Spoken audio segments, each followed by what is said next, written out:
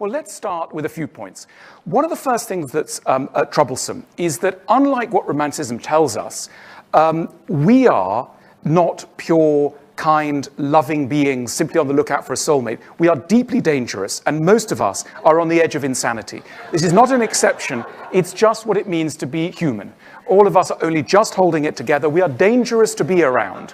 We have all sorts of impulses, feelings, desires, which make us great trouble to be around. The only people we can think of as normal are people we've just met. Once we've met them a little bit more, we will soon realize that they are not normal. In other words, we are trouble to be around. We're a little bit crazy. This is compounded by the fact that anyone we're likely to get together with is also going to be crazy, and they won't be able to tell us how they're crazy. Their craziness will be an intimate part of their own biography, which we won't be able to get to by the normal kind of questions that we get addressed at a dinner date. I mean, one of the first things that we should be asking ourselves in a more psychologically aware society, one of the first questions you should ask anyone at a dinner date is, how are you mad? I'm mad like this. How are you mad? That should be a very standard question we ask each other over dinner. But it's seen as an insulting question. It isn't.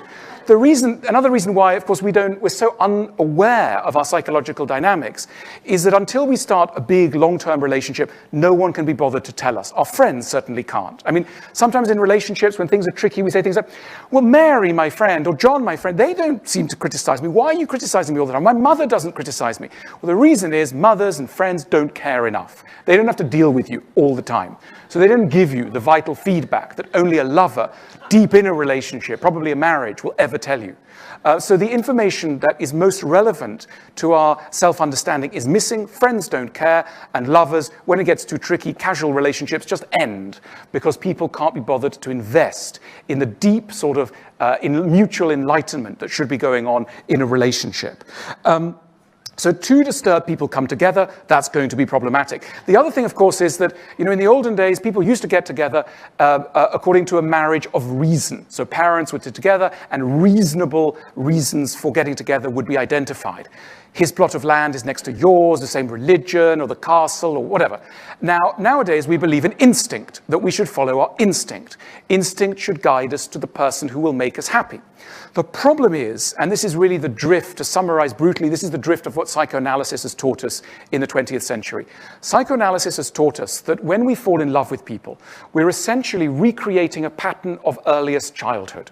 That we learn about love in the bosom of the family. And when it comes to adult love, we are mirroring very much on top of this ancient story, which is generally inaccessible to our conscious control. Now, the problem is that when we love in adulthood, we are not necessarily drawn to people who will make us happy. We are drawn to people who will feel familiar. And very often, happiness and familiarity have drifted apart because the love we knew as children is not a love that was pure of certain rather unhealthy or troublesome dynamics. Maybe loving someone who was rather distant or whose mood we couldn't control or who we were slightly afraid of, etc. And so this explains how often you'll set up a friend with another friend and they both seem so well suited on paper according to reasonable criteria. And then the friend calls you up and they say, they were perfect, but I just didn't have that special feeling. And you think that special feeling is a surefire guide to happiness, but no. It really means that the person was probably a little bit too normal for your friend. They were a little bit too healthy. They didn't satisfy your friend's requirement for suffering. And therefore, we say, they weren't that attractive. They were nice, but a little bit boring, or something. What we mean by a bit boring is we mean a little bit too healthy for me. They didn't fit my pattern of madness, so I had to let them go. So instinct guides us to some very troublesome characters, and we don't feel the special feeling until we've really locked horns with someone who can make us feel the kind of trouble that is familiar, that is beautifully familiar from childhood. The other thing that goes wrong, of course, is that in love, we have this idea that Romanticism tells us you should be yourself in a relationship. Now, being yourself around another person is a curse we should spare anyone who we care about, because the full dimensions of our characters are really troublesome. But we have this idea that if you can't be yourself fully, you're not being honest. And honesty, the Romantics tell us, is the gateway to true love. And so this sets up a really troublesome dynamic. And, we all feel it. You know how it is. in an early stage of a relationship, you've met somebody, you've shared all sorts of secrets, and they've said, oh, how nice and how pleasant. And so finally, the outside world, that scary place, has been humanized because you've met someone from the outside world who feels as you do about all sorts of things. And there's a tremendously liberating feeling in those early days of love. But then, it's often about sex, let's be honest. Often you say things like, do you want to do that thing? And they go, yeah, I've always thought about that thing. You go, really? I've always been really into that thing, but no one was. And they go, yeah, I'm totally into it. Let's do that thing. And so it's really wonderful. It's freeing. It's liberating.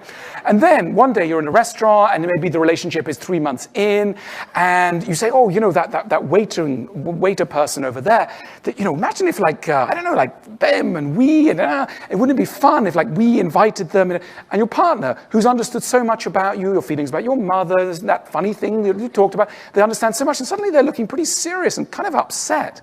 And you go, oh, whoa. And you suddenly feel that thing, which is a conflict between love and honesty.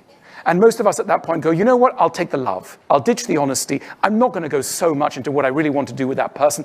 I will draw up the drawbridge again, and the moment of loneliness begins. And of course, romanticism tells us this is a disaster, because romanticism tells us if you love someone, complete honesty. But then comes this thing with the waiter. So it's difficult. Okay, so the other thing that romanticism tells us is if you really love someone and they really love you, you shouldn't use too many words. You will feel an intuitive understanding with someone. And the miraculous moments in love are often about those where the other partner seems to understand you without having said anything. This is a disaster. Because this can only, it's very charming in the first 3 months. But long term, the idea that someone is going to understand you without you needing to speak or communicate is a disaster. It's a collective disaster that has marred love for millions of people. It's led to an outbreak of sulking. Because what is a sulk in love, other than a deep conviction that your lover should understand something, and they haven't understood, and that's why you're not going to tell them why you're upset. You're upset, but you're not going to tell them, and the reason you're not going to tell them, because if they loved you, they would know why you were upset. So that's why you're going to bolt yourself in the bathroom, and you won't say what's wrong. Because a true lover knows what they would be able to read through the bathroom door what was wrong with you. The other thing that's really troublesome about romantic love is this belief that if you love somebody, and if someone loves you, they accept the whole of you. And that they never try to change you. And often there's very awkward moments when someone goes, you really kind of have that funny thing like when you're eating cereal, there's this funny chewing noise. And the other one goes, hang on a minute, I thought you loved me. And they go, no, I do love you, but there's that chewing noise. And they go, you're always so critical. My mother's not so critical. My friends are, my ex-boyfriend, my ex-girlfriend is not so critical. And you go, I love you. I need to tell you about the cereal. And that is seen as a breach of love, a breach of the ground rules of love. It isn't. But we have the wrong idea of love. We need to go back to the ancient Greeks. The ancient Greeks had a much wiser vision of love. The ancient Greeks believed that love is an attraction to perfection and virtue and accomplishment. Whenever we see virtue and accomplishment, we feel a sensation of love. We're tolerant towards the bad, the imperfect, the fragile, the vulnerable. We tolerate it and we're kind to it, but we don't love it. We just put up with it. But the real sensation of love is focused on perfection and accomplishment. Now, the romantic view is contrary to that. It says you should love the whole thing. There is no such thing as a weakness, a vulnerability. All these things are equally lovable. And education has no place in love. Now, the ancient Greeks believed that when you love someone, you are embarked on a process of mutual education. You're trying to educate them, and they're trying to educate you. The problem is education goes so wrong in love most of the time nowadays because romanticism has made it seem illegal. Now, when is a teacher a good teacher? A good teacher is somebody who, first of all, feels relaxed. They feel it's legitimate for them to teach an audience. The audience feels it's legitimate to be in a student position, none of which exists in the conditions of love normally, in which you're trying to tell someone something. And now, why are we such bad teachers in love? Not just because we think it's illegitimate, because so much is at stake. The best teachers don't really care about the progress of their students. If the students haven't understood, doesn't matter. You'll get on to the next trigonometry class, doesn't matter.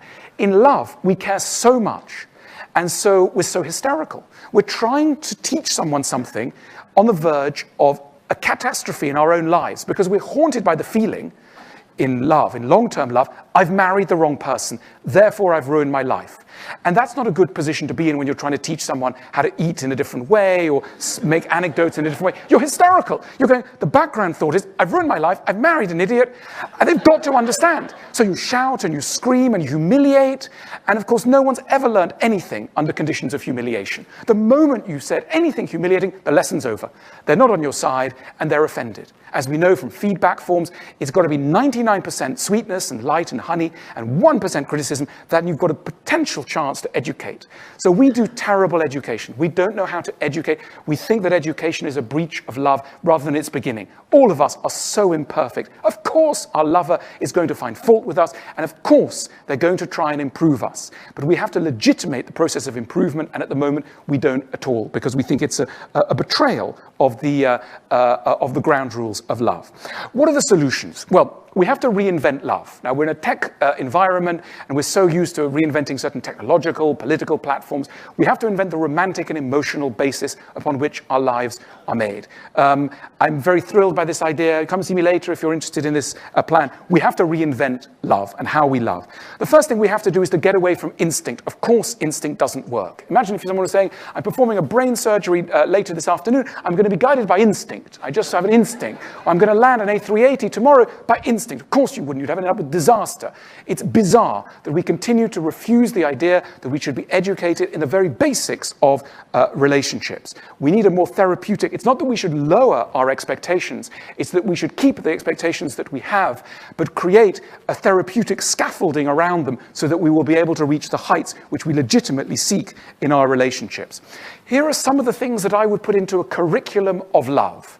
This is some of what we need to know in order to be better lovers. The first thing we need to understand is, let's stop treating our partners as if they were adults, and let's start treating them like small children.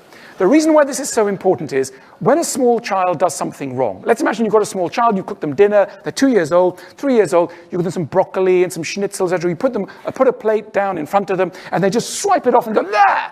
and start screaming. Now, what do you do as a modern parent? You don't hit them. You don't go, "I'm so offended, I've a hard day at work, and now this, you're persecuting me." You don't say that. You go, "Oh, maybe my poor child's got a sore tooth, or maybe he's a bit jealous of his sister being born. Maybe that's kind of weighing on him. Maybe he's a little bit tired. That's why he's behaving like this." In other words, we're incredibly generous about our system of interpretation.